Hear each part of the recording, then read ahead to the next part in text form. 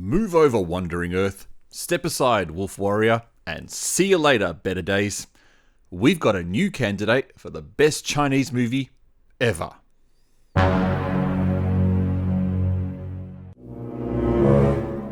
Obviously, I'm joking, but this made-for-web sci-fi monster movie is so deliciously bad, it's fantastic.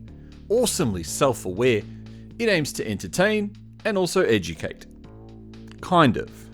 Hi, I'm the Artie Dans and welcome to Monster Movie Madness, and we're going to take a good look at Cockroach Tide. And a heads up, there will be spoiler talk throughout this video. Proceed with caution.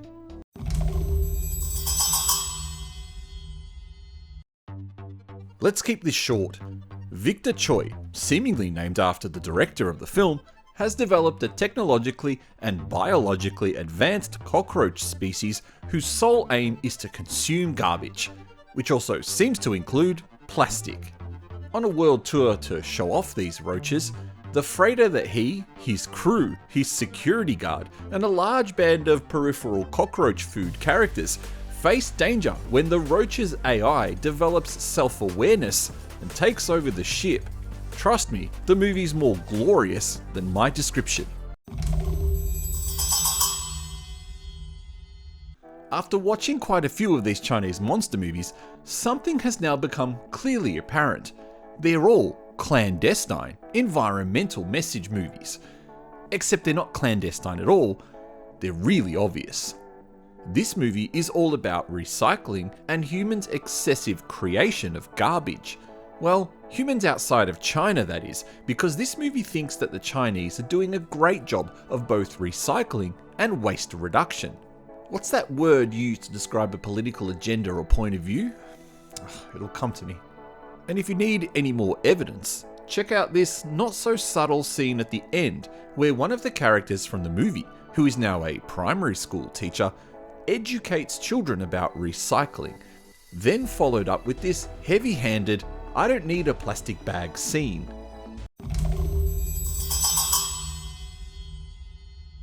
From the moment this movie starts, you know you're in for a visual treat. If you're old enough, do you remember the very first time you saw a CGI introduction in a PlayStation 1 game? I remember. That's how old I am.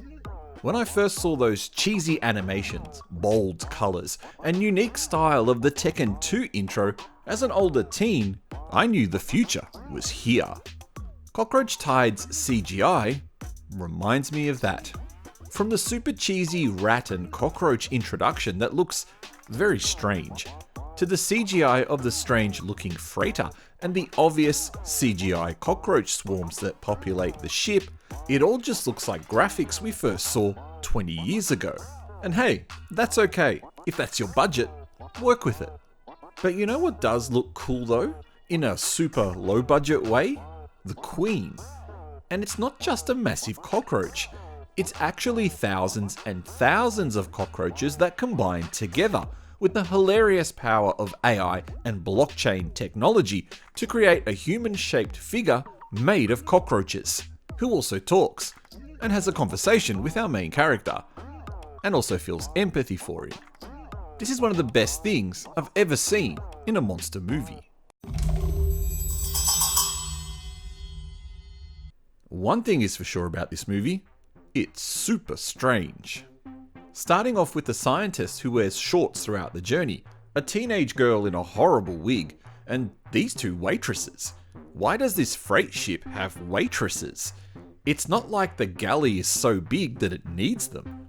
And let's talk about this galley. This is clearly not a ship. Then there is the large amount of both ship and security crew that we never see beyond the first 15 minutes or so. And let's look at the bridge. It's very spacious and also has a kitchen sink. Literally, that joke writes itself. It has everything, including the kitchen sink. The final thing about this ship seems to be the rest of its configuration. And interestingly, who owns this ship? It's implied that the ship is owned by a company that the captain and crew work for, but yet it seems perfectly decked out for this cockroach operation, including a hidden compartment that no one knows about. Gold. Other strange things about this movie include the behaviour of the cockroaches. For some reason, they not only end up as flesh eaters, but also parasites that control a human body. I'm guessing all that's done via the blockchain.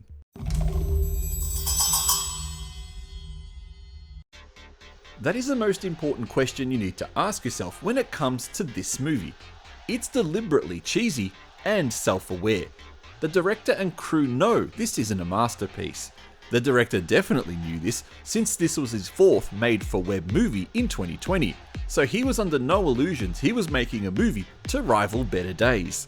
But it is the monster and disaster crowd who should eat this up. Heck, even I'm starting to really fall in love with these types of movies. This is a movie with a 2020 mindset and a 1995 visual style. It looks you in the eye and it says, I know I'm crap, but I dare you to hate me. The quality control is so bad that they've even left the subtitle number information on the screen. This number is used to tell the video player that it's a new line of dialogue to display. Someone really goofed up here.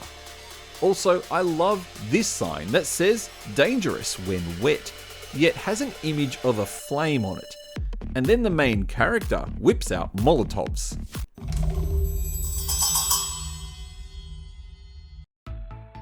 I was in stitches watching this film, and I don't think that was accidental. The crew knew what they were doing with this film and very much achieved it. I could talk about this movie for hours, but I'm not going to for obvious reasons. This movie is a thumbs up all day. Easily one of the most entertaining monster movies to come out of China these last few years. Oh, and that word I couldn't think of before? It was propaganda. If you've seen this, what did you think? Thank you for watching this review. Please don't forget to press the like button and consider subscribing to support my channel.